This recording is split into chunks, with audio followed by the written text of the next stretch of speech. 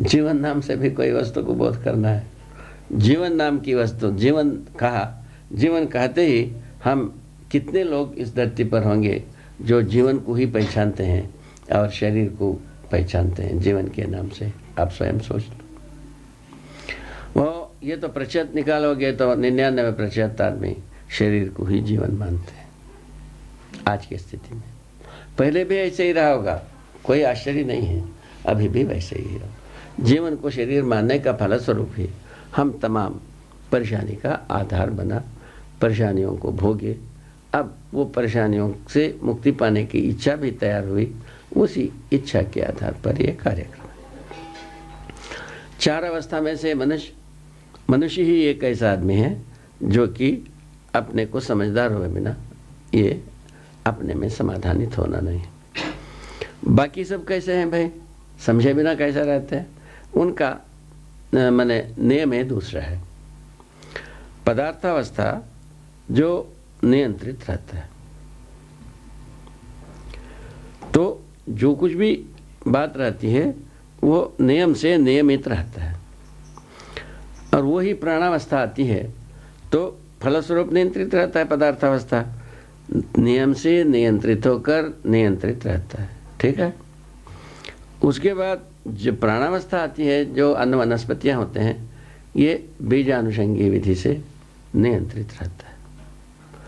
पदार्थावस्था कैसा नियंत्रित रहा, तो परिणामानुषंगी विधि से नियंत्रित रहा।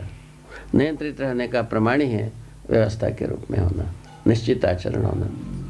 ये इस बात को हम देख सकते हैं। ये जब निश्चित आचरण एक परमाणु में है, निश्चित आचरण एक अणु में है, निश्चित आचरण एक अणुरचित रचना में है, जैसा माने धरती में है, इस प्रकार की निश्चित आचरण जब है, मनुष्य में भी निश्चित आचरण की जरूरत है, ठीक है। उसी भांति प्राणावस्था में हर वनस्पति, औषधियाँ, झाड़, पौधे सब अपने अपने विधि से, बीजानुषंगी विधि से वो नियंत्रित है। बीज संयोग, धरती, हवा, पानी, इनकी संयोग से वो नियंत्रित है। और तीसरा अवस्था जीव, वंशानुषंगी विधि से नियंत्रित है। मनुष्य जो है ना, संस्कारानुषंगी विधि से नियंत्रित रहना है। संस्कार क्या है? समझदारी बराबर संस्कार। खत्म हो गया बात। समझदारी जब तक तब तक पूरा होने वाला नहीं है जब तक हम जीवन अस्तित्व को समझे नहीं है, तब तक ये समझदारी पूरा होना नहीं है। समझदारी पूरा होने का प्रमाण ही है मानवतापूर्ण आचरण। इस ढंग की बात बनता है। ऐसे मानव संस्कार अनुषंगी विधि से ये समझदार होता है, फलस्वरूप समाधानित होता है, व्यवस्था में जीता है। इनका आचरण मानवीय आचरण कहलाता है। जब व्यवस्था में जीता है, व्यवस्था में नहीं जी पाता है तो नहीं, उसका नाम है अमानवीय आचरण। ऐसा बन पाता है कहने में। अब उसके बाद ये मानवीय आचरण अमानवीय आचरण का परिभाषा बनता है। परिभाषा बन करके कहीं ना कहीं कुछ दूर तक पता लगता है, यह हमको ज़रूरत है नहीं ज़रूरत है, ये सब पता लगता है। पता लगने के बाद जो ज़रूरत है उसकी ओर आदमी का प्रवृत्ति होती है। फलस्वरूप वो स्वाभाविक रूप में जागृत होने की रास्ता बनी है, ठीक है। ये एक सामान्य घाट हुई। इन घाट के आधार पर हम पुनः आगे चलते हैं। तो संस्कार का मतलब तो आपको समझ में आ गई है कि जो समझदारी ही है। समझदारी 3 मुद्दे पर निर्भर है: मानवतापूर्ण आचरण, जीवन ज्ञान, अस्तित्व दर्शन, ठीक है। अस्तित्व दर्शन में 4 अवस्था की बात हुई। 4 अवस्था में से एक अवस्था है मानव। ये सारे अवस्था कैसे है? सत्ता में संप्रकृत प्रकृति के रूप में ही है। मानव भी सत्ता में संप्रकृत है, और पत्थर भी है, मणि भी है, धातु भी है, सारे जीव जानवर भी है, झाड़ पौधे भी है।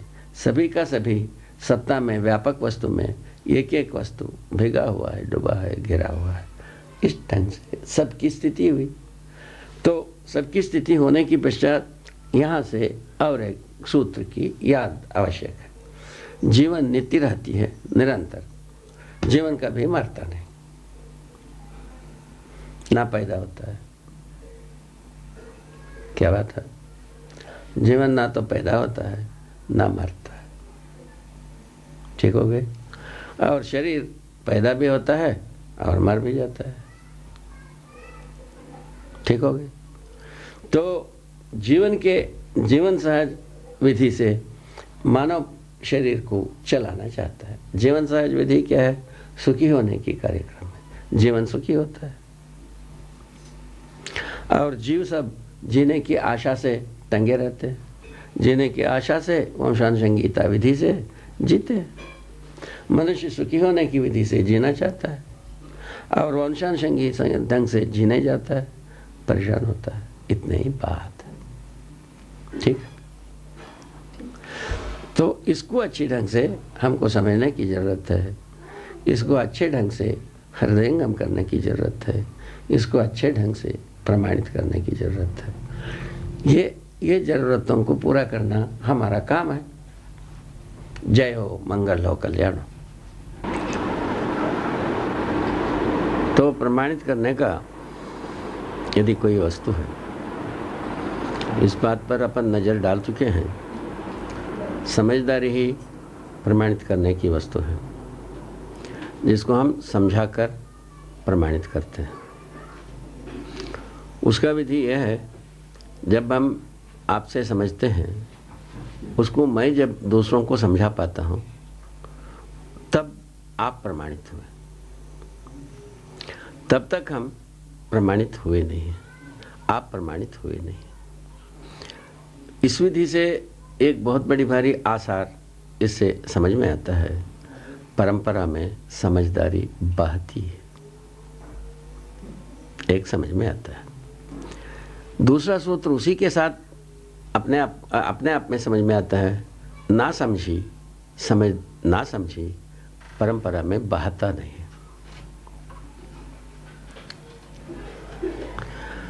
ना समझी परंपरा में बहता नहीं है।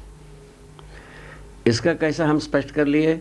इसके पहले स्पष्ट हो चुकी है। पुनः याद दिलाने की क्रम में ये बात को अपन स्वीकार चुके हैं। हम सही में एक हैं, गलती में अनेक हैं। किसी गलती को हम आगे पीढ़ी के लिए हम अर्पित भी करते हैं, उसके साथ उनका कल्पनाशीलता जुड़ करके नया तरीका बन जाता है। बहा कहाँ है? बहता है केवल समझदारी है। ना समझी बहता नहीं है। ये बात अपने को पता लगता है। इसी के साथ यह भी अपने को दूसरा भाग भी समझ में आता है। ना समझी को बहाने के क्रम में पीढ़ी से पीढ़ी कुंठित होना ही है। पीढ़ी से पीढ़ी कहीं ना कहीं कुंठित होकर के तो कहीं ना कहीं असंतुष्टि की दलदल में आना ही है। चाहे आप हो, मैं हो, हमारा पिताजी हो, कोई भी हो, हालत ये की है। यदि ये समझ में आता है तो और भी सुदृढ़ होता है समझदारी की आवश्यकता कितना है। समझदारी ही एकमात्र वस्तु है जो कि आगे पीढ़ी को अर्पित होता है। और उसमें क्या विविधता नहीं होता है? होता है। क्या बात विविधता होता है? और प्रस्तुति में विविधता होता है। हम एक गणित को 1-2 मिनट में हम ठीक करता हूँ, आप जो है ना 1 मिनट में दो को ठीक कर देते हो। ये विविधता आती है। सही करने की गति और प्रखर होता जाता है। सही करने की तरीका और प्रखर होता जाता है। सही करने की सार्थकता और सुलभ होता जाता है। क्या बात है! ये छोटा सा काम, ये मैं समझता हूँ सर्वमानव के लिए इसकी आवश्यकता है। इसीलिए समझदारी से संपन्न मानव परंपरा ही सही ढंग से परंपरा को और आगे पीढ़ी को अपने समझदारी को अर्पित कर स्वयं संतुष्ट हो सकता है और आगे पीढ़ी संतुष्ट होता ही है।